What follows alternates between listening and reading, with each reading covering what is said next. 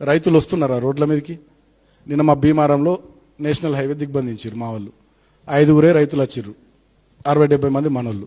నిన్న చెన్నూరులో కిష్టంపేట దగ్గర జాతీయ రహదారి మీద కూర్చున్నారు. 4-5గురే రైతులు, మళ్ళీ 100 మంది మనోళ్ళే.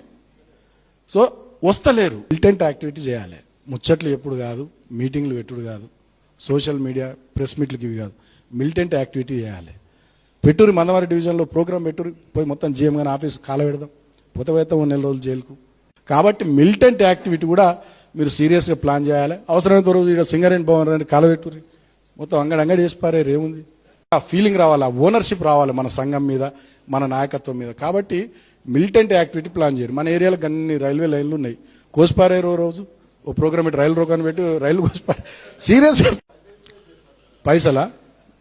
నువ్వు పని చేస్తే పైసలు అవే తండోపతండాలు తన్నుకుంటూ వస్తాయి. నువ్వు ఒక్కటి కాలబెట్టి ఎవడు ఇయ్యడు పైసలు? చూడు, గిది ఉండాలి.